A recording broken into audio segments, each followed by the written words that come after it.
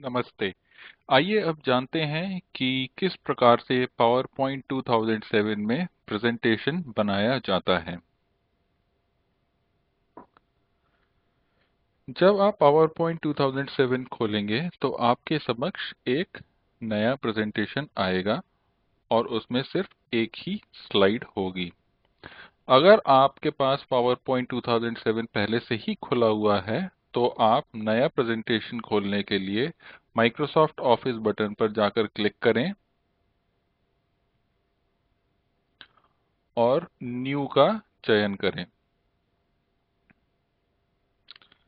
यहाँ पर blank presentation पर क्लिक करें और क्रिएट बटन को क्लिक करें। इसके क्लिक करते ही आपके सामने एक प्रेजेंटेशन आ जाएगा। प्रेजेंटेशन का नाम ऊपर दर्शाया जा रहा है, जैसे प्रेजेंटेशन 1 है इसमें, और ये जो व्यू दिख रहा है आपको, इस व्यू को बोलते हैं नॉर्मल व्यू। ये मैंने आपको पहले भी बताया। अच्छा, जब आपकी ये जो पहली स्लाइड दिख रही है, इस स्लाइड में आप देख रहे होंगे कि ये दो बॉक्स जैसे नजर आ रहे हैं आपको, एक ऊपर एक नीचे। इनको बोला जाता है प्लेस होल्डर्स।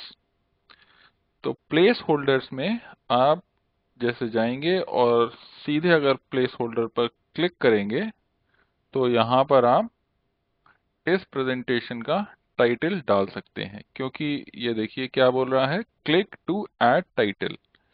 तो जो भी आप प्रेजेंटेशन बना रहे हैं उसका टाइटल डालने के लिए आप इस प्लेस होल्डर पर क्लिक करें और सीधा टाइप करें तो वो टाइटल आ जाएगा। आइए डाल के देखते हैं। ये मैंने क्लिक किया। अब मान लीजिए मैं प्रेजेंटेशन बनाता हूँ पावर पॉइंट 2007 कैसे सीखें।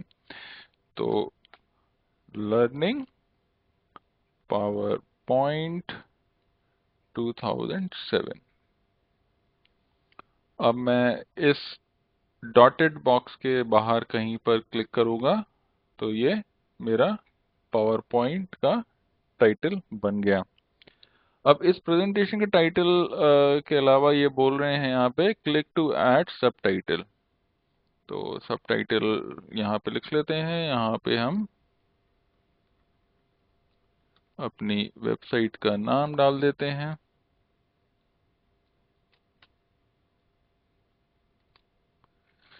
ये देखिए कुछ इस प्रकार से।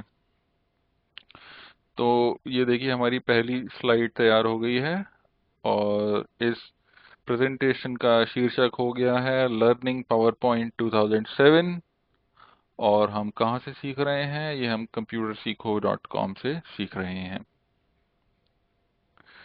अब आपको यहाँ पर दूसरी स्लाइड लगाने के लिए ऊपर ये न्यू स्लाइड वाले बटन पर जाएं और इस बटन को क्लिक करें।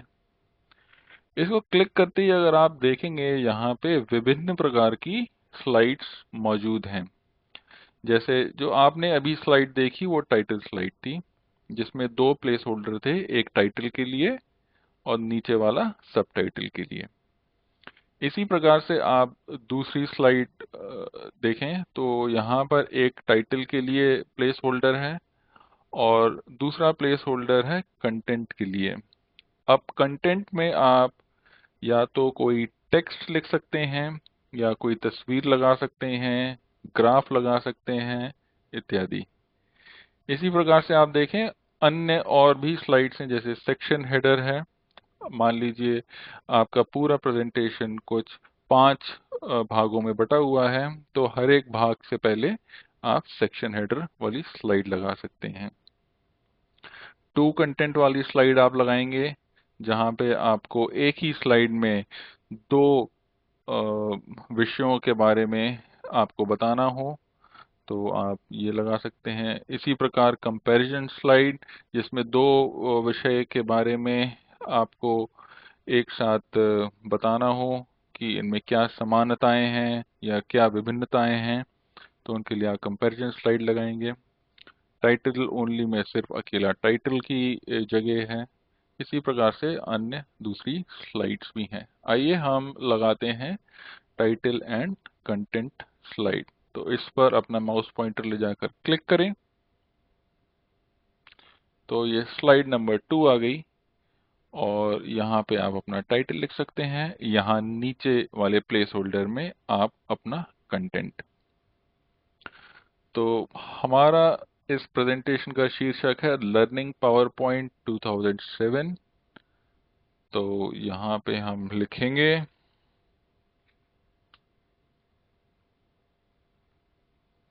कि हमारा एजेंडा क्या है और हम कैसे पावर पॉइंट 2007 सिखाएंगे।